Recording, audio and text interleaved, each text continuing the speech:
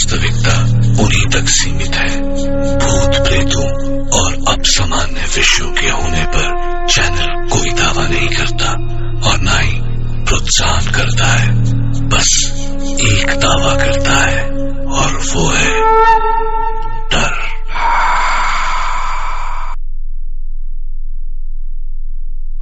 नमस्कार मेरे प्यारे दोस्तों, मेरा नाम है जितेंद्र सिंह और मैं आपके लिए लाया हूँ कुछ दिल दहला देने वाली रहस्यमय भूतिया कहानियाँ। तो चलिए सुनते हैं इन कहानियों को। दीपक अपने कार्यालय में अपनी सीट पर बैठकर फाइलों को उलट पुलट रहे थे। उनका कार्यालय ग्रामीण क्षेत्र में था, जहां जाने के लिए सड़कों से होकर जाना पड़ता था। अरे इतना ही नहीं, कार्यालय के आसपास में जंगली पौधे भी बहुत थे। कहीं कहीं तो ये जंगली पौधे इतने थे एक घने जंगल के रूप में दिखते थे। कार्यालय के मुख्य दरवाजे को छोड़ दे तो बाकी हिस्से पर पूरे तरीके से घास फूसों से ढका हुआ था। कार्यालय के कमरे की खिड़कियों पर भी लंबे लंबे घास फूसों का साम्राज्य था। दिन में भी कार्यालय में हल्का अंधेरा छाया रहता था। इस कार्यालय में कुल कर्मचारियों की संख्या 5 ही थी, जिसमें से एक लखन थे जो चपरासी के रूप में यहाँ अपनी सेवा दे रहे थे। लखन ही वह व्यक्ति है जिसने कार्यालय कर्मचारियों की हंसी ठिठोली से जाग उठता है। लखन जी पास ही के एक गांव में रहने वाले थे और प्रतिदिन कोई न कोई घटना कार्यालय के बाकी 4 कर्मचारियों को सुनाया करते थे। वे विशेषकर जब भी कार्यालय में प्रवेश करते तो सबसे पहले दीपक के कमरे में जाते और राम राम कहने के साथ ही शुरू हो जाते कि बाबू कल तो गांव में गजब हो गया था। रमन को जंगल में चुड़ैल ने पकड़ लिया था। मनोहर का सामना एक भयानक भूत से हो गया था। जब तक लखन जी सभी कर्मचारियों से मिलकर कुछ भूत प्रेत गाँव की बातें नहीं बता लेते, उन्हें चैन नहीं पड़ता था। कोई कर्मचारी लखन की बातों को सुनता, कोई केवल हाँ करके उन्हें उस ओर कान नहीं देता और उन्हें स्टोव जलाकर चाय बनाने के लिए कह देता या पानी की ही मांग करके उनसे बचने की कोशिश करता। और लखन की बातों को दीपक बहुत ही ध्यान से उनकी बातों को सुनते और पूरा ध्यान देते हुए बीच बीच में हाँ हूँ करके कुछ सवाल भी पूछते। एक दिन की बात है, लखन जी कार्यालय में थोड़ा जल्दी ही पहुँच गए और सीधे दीपक जी के कमरे में घुस गए। पर उस समय दीपक अपनी कुर्सी पर नहीं थे, शायद वे अभी कार्यालय में भी नहीं पहुँचे थे। लखन थोड़ा डरे सहमे लग रहे थे और बार बार अपने माथे पर आ रहे पसीने को पोंछते। वो ज्यों ही कमरे से बाहर निकले और त्यों ही कार्यालय के आंगन में दीपक को अपनी साइकिल खड़ी करते हुए देखा। वे दौड़कर दीपक के पास पहुंच गए और बिना जयराम जी के बुलाकर घबरा कर बोले, बाबूजी कल रात को तो गजब हो गया, मेरा पूरा परिवार आफत में आ गया, समझ में नहीं आ रहा कि क्या करूं। दीपक ने उन्हें अपने कमरे की ओर चलने का इशारा करते हुए आगे आगे तेज कदमों से अपने कार्यालय के कक्ष में प्रवेश किए। फिर एक कुर्सी पर लखन जी को बैठने का इशारा करते हुए अपने झोले को वहीं मेज पर रखकर एक गिलास में पानी लेकर कक्ष से बाहर आकर हाथ धोए। उसके बाद कमरे में लगे हनुमान जी की फोटो को धूप बत्ती दिखाने के बाद अपनी कुर्सी पर बैठते हुए लखन जी से बोले, लखन जी अब अपनी बात पूरी विस्तार से बताएं। उनकी अनुमति मिलते ही लखन जी कहना शुरू किए, बाबू कल मैं जब शाम को घर पहुंचा तो पता चला कि मेरी बहू लकड़ी का इंतजाम करने के लिए जंगल की ओर गई थी और वहीं उसे किसी चुड़ैल ने धर लिया था। वह इधर उधर भटक रही थी। वे कुछ गांव के ही गाय बकरी चराने वालों की नजर उस पर पड़ी। वे लोग स्थिति को भाप गए और मेरी बहू को पकड़कर घर पर छोड़ गए। फिर गांव के ही सोखा बाबा ने झाड़ फूक की के बाद उस चुड़ैल से छुटकारा मिला और आज सुबह फिर से उस पर चुड़ैल हावी हो गई। सुबह से ही सोखा बाबा उसे उतारने में लगे हैं और वह छोड़कर जाने का नाम ही नहीं ले रही। समझ नहीं आ रहा कि क्या करूं। लखन की बातें सुनकर दीपक थोड़े गंभीर हुए और अचानक पता नहीं क्या सूझा कि हंसने लगे। दीपक की यह हालत देखकर लखन जी तो और भी हक्के बक्के हो गए। उन्हें समझ नहीं आया कि क्या आखिर इनको क्या हो गया। इन पर भी तो किसी भूत प्रेत का साया नहीं पड़ गया। अभी लखन जी यही सब सोच रहे थे, तभी दीपक अपनी कुर्सी पर से उठे और बिना कुछ बोले लखन को अपने पीछे आने का इशारा करते हुए कमरे से बाहर निकल गए। कमरे से बाहर निकलकर दीपक पास की ही एक झाड़ी से कुछ पत्तों को तोड़ा और मन ही मन कुछ मंत्र बुदबुदाए। फिर लखन को उन पत्ती को देते हुए बोले, आप इसे पीसकर अपनी बहू को पिला दे और अपने घर पर ही रुके। कार्यालय में कुछ जरूरी काम निपटा कर अभी 1-2 घंटे में आपके घर पर पहुंचता हूं।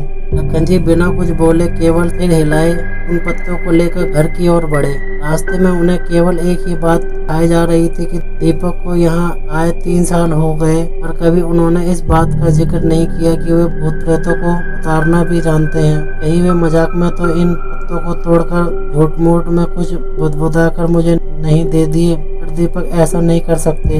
वे तो बहुत गंभीर आदमी हैं और हमारी सारी बातों को भी बहुत गंभीरता से लेते हैं और समय समय पर हर प्रकार से हमारी मदद भी करते हैं। ना वह मेरे साथ मजाक नहीं कर सकते। यही सब बातें सोचते सोचते लखन जी घर पर पहुंच गए। घर से बाहर 10-15 गांव घर के ही लोग बैठे नजर आए। एक खटिया पर सोखा बाबा भी बैठकर लोगों से कुछ बातचीत कर रहे थे। लखन जी को देखते हुए सोखा बाबा बोले, लखन यह चुड़ैल तो बहुत ढीठ है। रात को छोड़ तो दी थी पर सुबह फिर से आ गई। 2-3 घंटे में मैंने कोशिश किया पर छोड़कर जाने का नाम ही नहीं ले रही।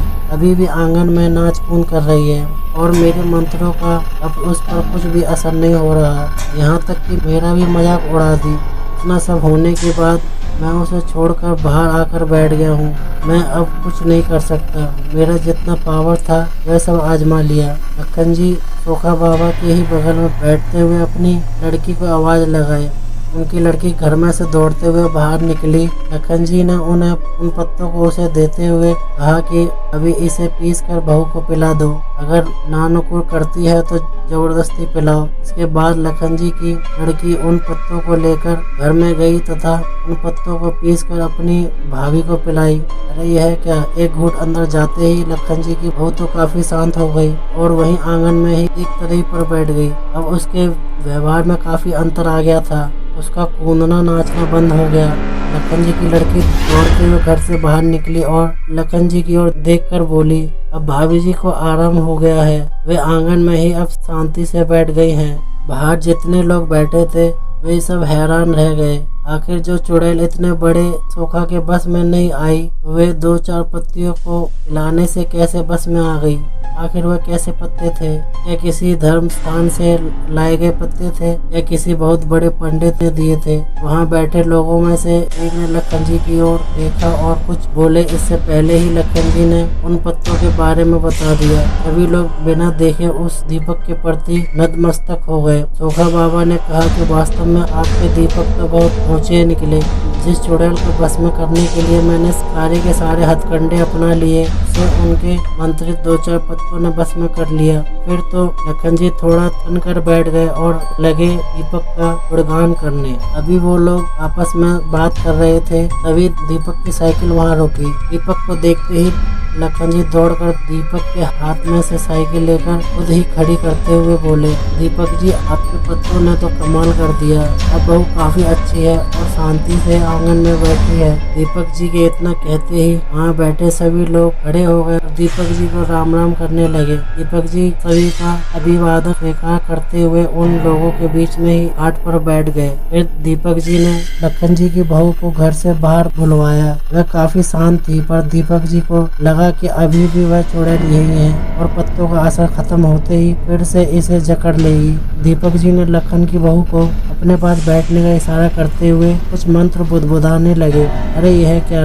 लखन जी की बहू घबरा कर बोल उठी, मुझे छोड़ दीजिए, मैं जा रही हूँ। मैं कभी भी इसे नहीं पकड़ूंगी, मुझे जाने दीजिए, मैं जल रही हूँ, मुझे छोड़ दीजिए। उस चुड़ैल को इस तरह गिड़गिड़ाते हुए देखकर लखन जी की काफी हिम्मत बढ़ गई। वे बोल पड़े, दीपक जी इसे छोड़िएगा मत, इसे जलाकर भस्म कर दीजिए। वह चुड़ैल लखन जी की ओर ध्यान न देते हुए दीपक जी की ओर देखते हुए अपने प्राणों की भीख मांगती रही। दीपक जी काफी गंभीर लग रहे थे। वे लखन जी की बहू की ओर गुस्से से देखते हुए बोले, तुम कौन हो और इसे क्यों पकड़ी है? इस पर वह चुड़ैल गिड़गिड़ाते हुए बोली कि मैं पास के ही जंगल में रहती हूँ, मैं बंजारा परिवार से हूँ। एक बार हमारे परिवार ने इसी जंगल के बाहर अपने टेंट लगाया था और शाम के समय मैं लकड़ी लेने जंगल में गई थी। मुझे पता नहीं चला कि कब मैं घने जंगल में पहुंच गई और रास्ता भी भटक गई। तब तक रात होने लगी थी। जंगल में पूरा अंधेरा पसरना शुरू हो गया था। मैं थोड़ी डर गई थी और हिम्मत नहीं खोई थी। अचानक मेरे दिमाग में एक विचार आया। मैंने सोचा कि रात के इस अंधेरे में अब रास्ता खोजना ठीक नहीं है, कहीं किसी जंगली जानवर की शिकार न हो जाऊं। इसलिए मैंने हिम्मत करके वहीं मोटे जंगली पेड़ पर चढ़कर बैठ गई। मैंने सोचा कि सुबह होते ही मेरे परिवार के लोग जरूर मुझे खोजने आएंगे, और अगर नहीं भी आए तो मैं दिन में अपना रास्ता खोज लूंगी। और वह रात शायद मेरे जीवन के लिए ही आई थी। मैं जिस पेड़ पर चढ़कर बैठी थी उसी पेड़ पर एक प्रेत का डेरा था। आधी रात तक तो सब कुछ एकदम ठीक ठाक था, और उसके बाद अचानक वह प्रेत कहीं से उस पेड़ पर आ बैठा। उसके आते ही पूरे जंगल में भयंकर तूफान आ गया हो। अनेकों पेड़ों की डालियां तेज हवा से डरावने रूप में हिलने लगी। मुझे देखते ही वह जोरदार ढंग से अट्टहास किया। मुझे कोई प्रेत ने ही समझ कर बोला कि तुम्हें पता नहीं ये मेरा निवास है। मैं कुछ जरूरी काम से जंगल से बाहर क्या गया, तूने मेरे बसेरे पर कब्जा कर लिया, मैं तुझे छोड़ूंगा नहीं। इतना कहकर वे मेरी तरफ झपटा। अत्यधिक डर से मेरी तो चीख निकल गई और मैं बहुत तेज चिल्लाई कि मैं कोई प्रेतनी नहीं हूँ, मैं इंसान हूँ। मेरी बातों को सुनकर तो वह और जोर से चिल्लाने लगा और बोला कि मुझे एक संगिनी चाहिए। तुझे अगर सही सलामत रहना है तो मुझे मुझसे विवाह करना होगा, मरता क्या ना करता। मैंने सोचा कि अब इस समय बस एक ही रास्ता है, इसकी बातों को मान लिया जाए और दिन उगने के बाद यहाँ से खिसक लिया जाएगा। मैंने उसके हाँ में हाँ मिलाते हुए अपनी सहमति दे दी। मुझे क्या पता था कि वह सहमति मुझ पर बहुत भारी पड़ेगी। इतना कहने के बाद लखन जी की बहू पर सवार वह चुड़ैल फूट फूट कर रोने लगी। दीपक जी थोड़े भावुक हो गए और उसके प्रति थोड़ी नरमी दिखाते हुए पानी बड़ा लोटा उसको पीने के लिए दे दिए। 2-4 घूंट पानी पीने के बाद उसने फिर से कहना शुरू किया। मेरी सहमति देने के बाद वह प्रेत पता नहीं कहाँ गायब हो गया। उसके गायब होते ही मैंने थोड़ी चैन की सांस ली। और यह क्या, अभी 10-15 मिनट भी नहीं बीते होंगे, उस जंगल में जैसे एक बहुत बड़ा तूफान आ गया हो। कम से कम सैकड़ों भूत प्रेत वहाँ उपस्थित हो गए थे। चीख पुकार मचा हुआ था, बहुत डरावनी चीखें सुनाई दे रही थी। इस डाली से कुछ उस डाली पर कूद फांद कर रहे थे, कुछ ताली बजाकर नाच रहे थे। मुझे तो कुछ समझ नहीं आ रहा था कि यह सब क्या हो रहा है। तब तक वही प्रेत फिर से मेरे पास प्रकट हुआ और बोला कि विवाह की व्यवस्था करने चला गया था, अपने परिवार वालों को बुलाने चला गया था। शादी में इन सबको भी तो शरीक होना होगा। अरे यह क्या, अब तो मेरी सामत आ गई, पूरा शरीर पीला पड़ गया, कुछ बोलने की हिम्मत नहीं रही। तभी अचानक एक प्रेतनी प्रकट हो और उस प्रेत से लड़ने लगी। वह प्रेतनी बोल रही थी, मेरे रहते हुए तो दूसरी शादी करेगा, ऐसा कभी नहीं होगा। और इतना कहने के साथ उस प्रेतनी ने उस डाल से मुझे धक्का दे दिया और मैं जमीन पे गिरने के कुछ ही समय बाद मेरी मौत हो गई। इतना कहने के साथ ही वह चुड़ैल फिर से रोने लगी। इसके बाद दीपक ने उस चुड़ैल को चुप रहने का इशारा करते हुए कहा कि आज के बाद तू इस गांव वालों को कभी भी परेशान नहीं करेगी। चुड़ैल ने हामी भरते हुए कहा कि ठीक है, पर मैं तो एक बहुत ही छोटी आत्मा हूँ। इन पास के जंगलों में पता नहीं कितनी भयानक आत्माएं घूमती रहती हैं। इन सब से इन गाँव वालों को कैसे बचा पाएंगे। उस चुड़ैल की इस बात को सुनते हुए दीपक हल्की मुस्कान में बोले, तो बाकी भूत प्रेतों से कैसे निपटना है वह तू मुझ पर छोड़ दे। इसके बाद दीपक ने लोगों को अब कभी भी ना पकड़ने की बात उस चुड़ैल से 3 बार कबूल करवाई और साथ ही उसे थूक कर चाटने के बाद ही जाने दिया।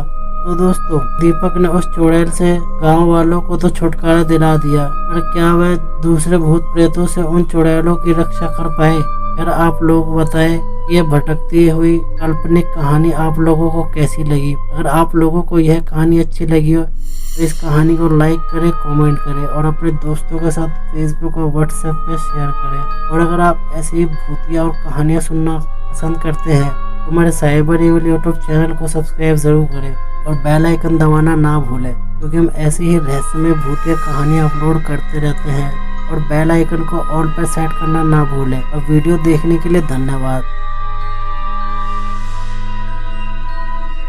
नमस्कार मेरे प्यारे दोस्तों, मेरा नाम है जितेंद्र सिंह और मैं आपके लिए